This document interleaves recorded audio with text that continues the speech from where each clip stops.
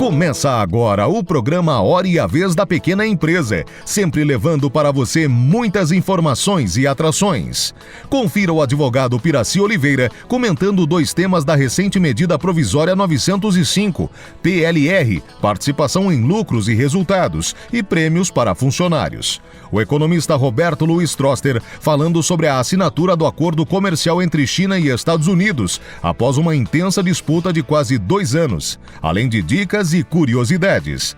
E nesta semana o presidente do Simp, Joseph Cury, recebe o ministro do Meio Ambiente, Ricardo Salles. Fique conosco.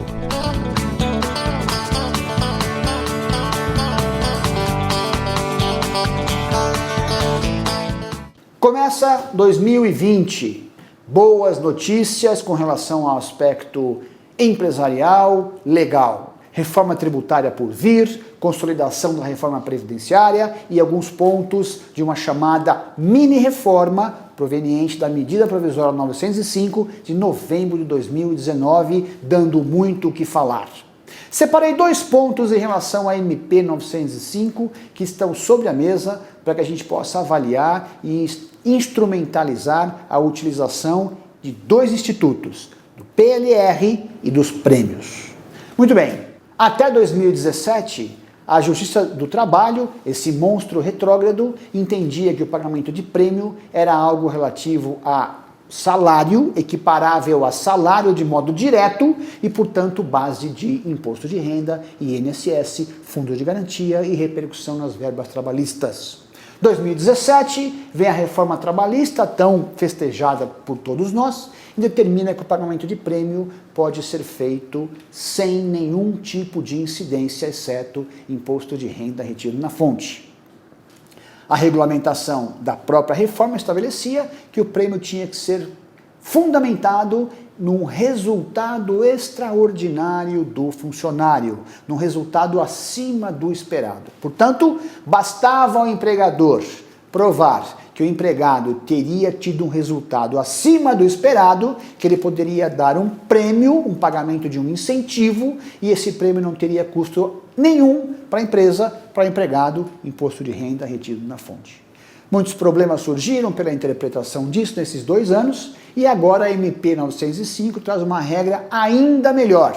Reitera a existência do prêmio sem natureza trabalhista, livre de qualquer repercussão trabalhista, previdenciária, fundiária, e vai mais adiante. Diz que o prêmio pode se dar por ato discricionário do empregador. Então eu não preciso mais sequer provar que o empregado teve um resultado acima do esperado. O empregador pode, por ato próprio, discricionário, efetuar o pagamento de um prêmio sem que haja qualquer tipo de repercussão. Uma ótima notícia. Segundo ponto da medida provisória 905, que é extremamente relevante, é a alteração das regras do pagamento de PLR. A partir da aprovação da medida provisória e a partir da eficácia desse entendimento, que ainda vai um tempinho, o PLR não precisará mais de intervenção do sindicato, poderá ser feito diretamente entre empregado e empregador, tem uma característica específica de que ele pode ser multifuncional, você pode ter um PLR para cada departamento, um PLR para cada tipo de órgão na sua empresa, de setor, então você pode ter muitos PLRs andando de maneira conjunta, e desde que, observado as regras da lei que instituiu o PLR de 2000, obviamente, não tem natureza previdenciária, nem tributária e nem repercussão trabalhista, apenas imposto de renda na fonte. Há outros tantos itens que trataremos aqui nos próximos programas. Fique conosco e até a próxima.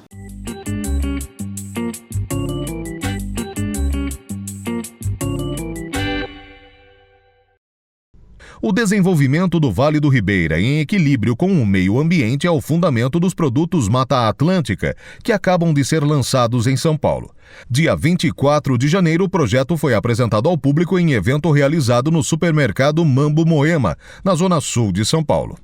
A proposta da marca vai além da produção sustentável de alimentos na região que abriga a maior área de Mata Atlântica preservada do Brasil. Ao certificar e distribuir os produtos, ela contribui para profissionalizar e aumentar a renda de pequenos produtores e trabalhadores rurais do Vale do Ribeira, além de estimular o turismo na região. Bom, esse projeto, a maior importância dele, vamos dizer assim, o feeling dele, o que é? É resgatar o pequeno produtor rural do Vale do Ribeira, tá? E fazer com que o produto tenha um valor de venda para o produtor viável, para a sua subsistência, para compensar o seu investimento, e bem como chegue na ponta do mercado com um preço melhor e ao consumidor que tenha tranquilidade de garantia e qualidade desse produto. Esse é o principal ideal desse projeto. E a nossa parceria com o produto da Mata Atlântica, ela consiste em realmente fazer o consumidor conhecer qual a origem desse produto, como ele é feito, todos os tratos, todo o cuidado com o manuseio, além de tudo a sustentabilidade em produzir em meio à Mata Atlântica. Nós estamos fazendo isso, trazendo um conceito de sustentabilidade, uma vez que produzir dentro da floresta, da Mata Atlântica é extremamente difícil. Nós reunimos as melhores práticas que existem no mundo, é um compilado de certificadoras e trouxemos isso para dentro do projeto, para a gente estar levando isso aos nossos produtores e se adequando para a gente estar competindo com os melhores produtos do mercado.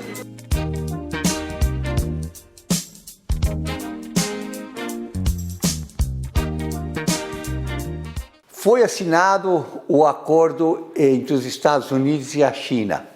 É uma boa notícia. Pode ser o fim de uma guerra comercial em que o mundo inteiro perdeu, ou apenas uma trégua por um tempo, o que dá um certo gás. A guerra começou faz 2 anos com os Estados Unidos impondo barreiras à China para proteger a indústria americana, os produtores americanos. O que aconteceu? A China retaliou, desvalorizando, favorecendo outros mercados. Estados Unidos, mais uma vez, aí foi numa escalada crescente. É um tipo de guerra, como em quase todas as guerras, em que os dois lados perdem. Perderam os chineses, perderam os americanos e o resto do mundo perdeu, crescendo menos. Os Estados Unidos percebeu, depois de 2 anos, que estava perdendo mais do que ganhando com essa guerra. Então, dá um passo para trás, apesar de uma declaração de que um acordo, foi uma medida positiva para a popularidade do presidente americano. Para o Brasil, a guerra não foi de tudo mal, porque como os Estados Unidos exportavam muitos produtos agrícolas para a China, e começaram a comprar mais do Brasil do que compravam antes. Com o fim da guerra, pedidos do governo americano vão começar a comprar mais dos Estados Unidos. Então, talvez o agro brasileiro venda proporcionalmente menos este ano e os próximos do que vendeu nos 2 últimos anos. Mas, de maneira geral, o mundo vai crescer mais, o mundo crescendo mais, todo mundo consome mais e o Brasil exporta mais, o que é bom. E é isso.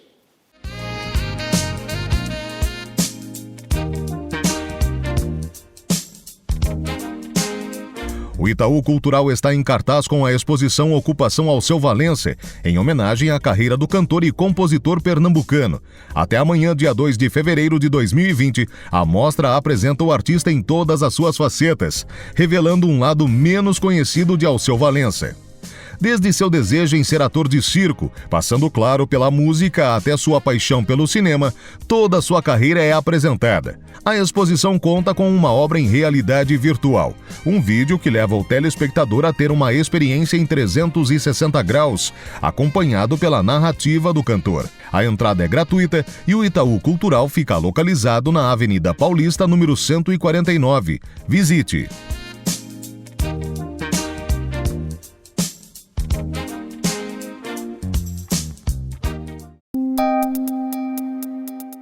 Entrevista da semana.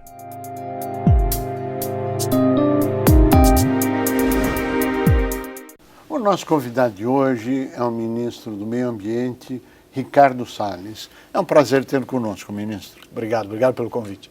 Prazer é nosso.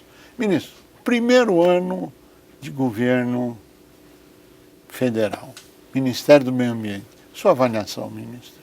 Olha, um ano cheio de desafios, né? Nós assumimos, o governo do presidente Bolsonaro assumiu um país com grandes dificuldades, dificuldades econômicas muito sérias, dificuldades de organização dos ministérios, de gestão, de planejamento, um país realmente com muitos problemas. O presidente Bolsonaro nomeou um ministério de 22 membros absolutamente pelo critério técnico, sem fazer nenhuma divisão, nenhum loteamento político.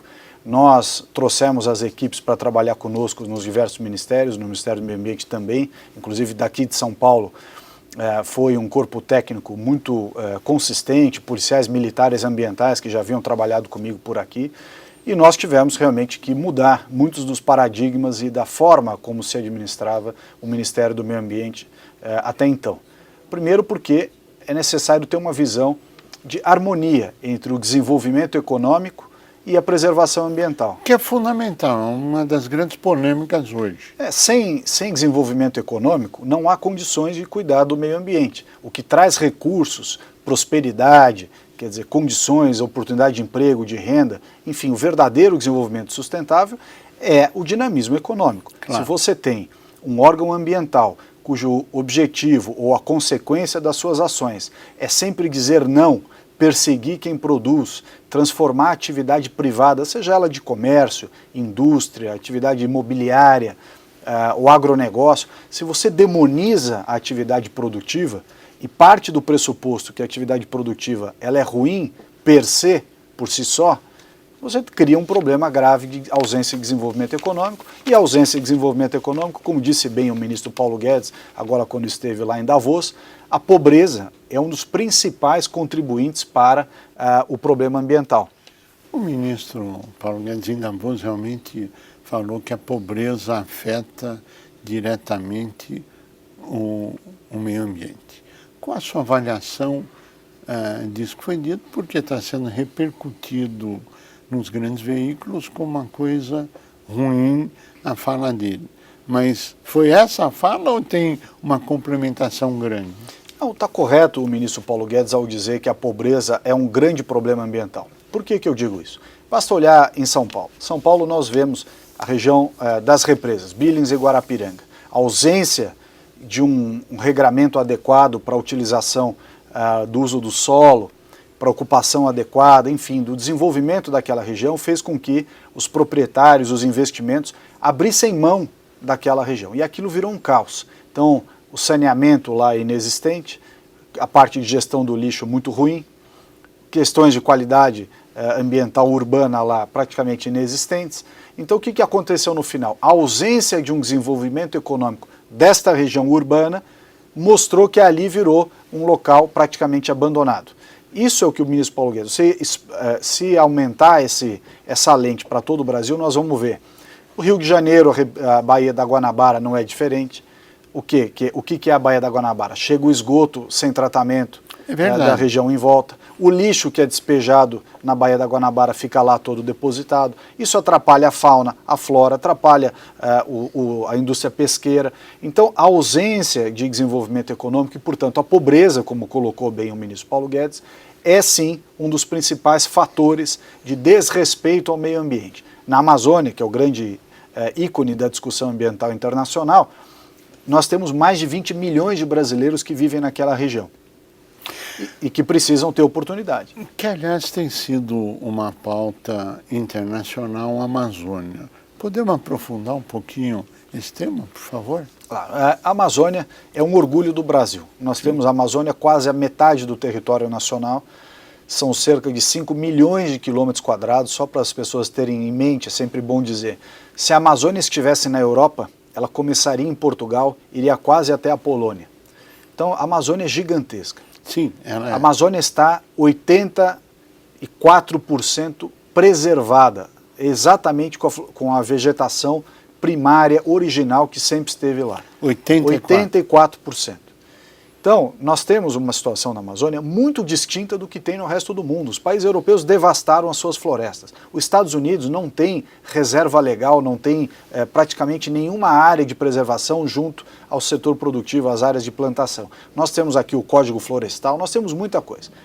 Tem problemas? Tem alguns problemas, realmente. Claro. Mas tem problemas que decorrem, sobretudo, da ausência de uma visão pragmática daqueles que outrora ocuparam os órgãos ambientais, não só federais, mas também estaduais da Amazônia, em encontrar mecanismos de desenvolvimento econômico sustentável. Ele é econômico e ele é ambientalmente sustentável ao mesmo tempo. Nós temos lá na Amazônia uma vastidão de área sem regularização fundiária, ou seja, você não sabe quem ocupa, a que título, se tem escritura, se não tem. Isso você não consegue responsabilizar as pessoas para tomar conta das áreas. Isso acontece, o exemplo que eu dei aqui do entorno da Bilis e da Guarapiranga é igualzinho. Então o Brasil padece, e isso acontece em Brasília, em condomínios de luxo, em vários lugares.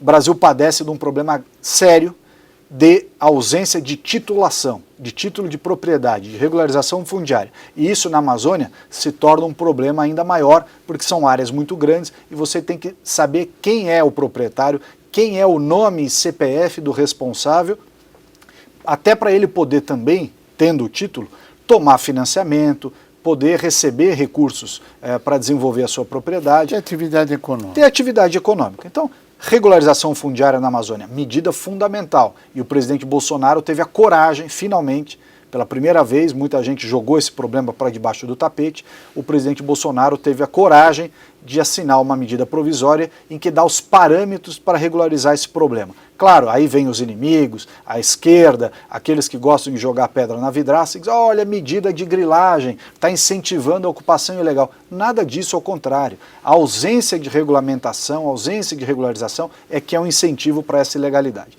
Segundo lugar, também importante para a Amazônia, não se fez, que é o zoneamento econômico-ecológico, que é uma espécie de plano diretor da Amazônia, em que você identifica quais são as potencialidades, quais são as regiões da Amazônia que têm vocação para ter indústria de mineração, quais são os pontos que estão em indústria madeireira, onde tem que ter infraestrutura, onde é muito sensível e não pode mexer. Enfim, tem uma série, é realmente um plano diretor para a Amazônia. Nós temos plano diretor em todas as cidades. São Paulo, por exemplo, tem o seu plano diretor com problemas, com vantagens, mas tem. Então você tem um mínimo de ordenamento territorial. A Amazônia precisa ter também um ordenamento territorial. Que hoje não tem. Não tem, e ele se faz através do zoneamento econômico-ecológico. Terceiro lugar, o pagamento pelos serviços ambientais, nós chamamos de PSA. E você remunerar, Curi, aqueles que cuidam do meio ambiente. Então, no Brasil nós temos o Código Florestal. Nenhum outro país do mundo tem uma regra ambiental tão restritiva como o Código Florestal brasileiro, que na região da Mata Atlântica e outros biomas exige 20% de reserva legal. Nós temos aqui em São Paulo e outros lugares, 20% de reserva legal. No Cerrado, 35% de reserva legal. E na Amazônia, 80% de reserva legal. Ou seja, 80% de uma propriedade a pessoa não pode nem pôr a mão. E ela tem que conservar. Então, nada mais justo do que nós remunerarmos esses 80% da propriedade pelos serviços ambientais que ela presta ao clima, à regulação das chuvas, ao meio ambiente. E quem tem que pagar? A comunidade internacional. Que, aliás, esse é um dos grandes temas do grande debate, é isso? O mundo não quis pagar. Nós fomos à COP lá tentar negociar um mercado de carbono, o artigo 6º do Acordo de Paris, justamente para dizer o seguinte, vocês destruíram as suas florestas. Sim. Vocês emitem gases de efeito estufa em razão da queima de combustíveis fósseis, que se corresponde isso aí a 70 e poucos % do que é gás de efeito estufa no mundo. O Brasil é menos de 3%, menos de 3%. Quer dizer, nós não somos, em definitivo, o vilão de nada em relação a isso. Sim. Então, já que nós temos a Amazônia e a Amazônia presta este serviço ambiental, nada mais adequado do que o mundo pagar por isso. Claro. Afinal, eles acabaram com as florestas dele e querem dar palpite nas nossas. Então, pelo menos pague. Né? Sim. E aí houve um protecionismo europeu em torno desse tema do crédito de carbono, para eles ficarem com dinheiro só internamente na Europa, e eles boicotaram a realização do acordo, da regulamentação do artigo 6º do Acordo de Paris. Então, que é o terceiro ponto, que é o pagamento pelos serviços ambientais da Amazônia. Então, regularização fundiária, zoneamento econômico e ecológico, pagamento por serviços ambientais. Há um quarto pilar, extremamente importante, que é a agenda da bioeconomia. Sim. Qual é a oportunidade de desenvolvimento sustentável que nós podemos dar para esses mais de 20 milhões de brasileiros da floresta? É ganharem dinheiro com a floresta conservada, mas eles precisam ganhar dinheiro. Claro. Então precisa ter uma indústria, por exemplo, farmacêutica que se utilize daquela biodiversidade da Amazônia, investindo numa planta de pesquisa, desenvolvimento, tecnologia, patentes, e isso vai gerar emprego lá para as pessoas que estão lá. Quem coleta sementes, quem coleta... Claro. A mesma coisa, cosmético, indústria alimentícia. Agora, por que isso não se fez até hoje no Brasil? Muitos falam, a agenda da bioeconomia, por que não fez? Sim, por quê? Não fez porque, primeiro, não estão preocupados em atrair capital privado. Tem uma visão de que só a entidade do terceiro setor, ONG, etc., é que são bem-vindas na Amazônia. Quem gera emprego, quem cuida do desenvolvimento de um país, são as pequenas, médias empresas, as grandes empresas, o investimento privado. Nós temos que exonerar o investimento privado, tem que tornar a vida do empresário, inclusive aquele que vai para a Amazônia. O Brasil já é um país difícil de investir, a Amazônia é ainda mais difícil. Claro. É longe, tem problemas de suprimento de energia, de comunicação, de conectividade. Então não é fácil investir na Amazônia. Então o governo tem que ter uma postura de incentivo do setor privado, do capital privado, da empresa, sim, que vai lá pesquisar shampoo, medicamento, alimento, seja o que for. O que se teve até o passado? Uma visão totalmente equivocada de que o setor privado não é bem-vindo, só é bem-vindo quem é ONG, empresas sem fins lucrativos, associações. Resultado, não tem desenvolvimento na região. Se nós olharmos no futuro, quais seriam os grandes problemas na sua avaliação, ministro, na área ambiental, na região urbana e fora da região urbana? O grande problema ambiental brasileiro está nas cidades. O nosso problema ambiental não está na Amazônia e tampouco no campo, embora muitas entidades ambientalistas, ONGs, etc., vivam dessa indústria de seminário, palestra, etc., para ficar falando de Amazônia e de agronegócio. O problema brasileiro está nas cidades. Quem não acredita nisso, basta olhar o que nós temos nas nossas cidades. Falta de saneamento, esgoto correndo a céu aberto, onde mora 80% da população brasileira, criança brincando com o pé no esgoto, falta de saneamento, problemas de saúde gravíssimos que decorrem disso. Um caos no lixo. O Brasil até hoje não conseguiu ter uma política de coleta seletiva, quer dizer, as pessoas não sequer separam o lixo nas cidades. São Paulo, a cidade mais rica do Brasil, não tem coleta seletiva, tem meia dúzia de pontos, não tem uma coleta seletiva de lixo adequada. Eu não estou nem falando daquela coleta plástico, vidro, alumínio, eu estou falando minimamente você separar o lixo orgânico do lixo reciclável. Não tem. Então, assim, há uma ausência absoluta de uma política de lixo. O mundo inteiro, eu estive agora vendo os investimentos lá no exterior, dessa parte de tratamento, coleta e destinação do lixo, inclusive, sim, com reaproveitamento energético. O mundo inteiro separa o lixo, usa os restos de comida, ou seja, o lixo orgânico, para produzir biogás e gerar metano, energia, queima o gás na turbina e gera energia elétrica. Depois separa o material reciclável. E aquilo que não é orgânico ou não é reciclável, incinera, né, queima e gera energia. Aqui nós estamos há 20 anos discutindo se a queima faz mal. Queima já está superado, o mundo inteiro hoje em dia incinera lixo, com segurança, sem nenhum problema de emissão de gases. A Suécia, que é um país extremamente cuidadoso no critério ambiental, sim, é mesmo, acabou de inaugurar uma planta industrial para incineração do lixo no meio da cidade. Você olha de fora, é um prédio super bonito, com gramado em cima, e aí quando é inverno eles fazem pista de esqui em cima, no meio da cidade. Então, e nós aqui discutindo o que nós vamos... O Brasil está muito atrasado no tema do lixo, muito atrasado. E a verdade, o que a gente vê com isso, são lixões a céu aberto pelo Brasil inteiro, inclusive em São Paulo. Nós reduzimos muito aqui os lixões, quando eu fui secretário, de 112 para quase zero, chegamos a 9, ia chegar a zero, acabou não conseguindo chegar até o fim. O fato é que é um problema gravíssimo. Ministro, nós agradecemos muito a sua participação, desejamos pleno êxito na gestão, porque o seu sucesso é o sucesso do Brasil, e agradecendo a transmissão do conhecimento acumulado. A você que esteve conosco, o nosso mais profundo agradecimento, com a certeza que estaremos juntos na semana que vem. Até lá!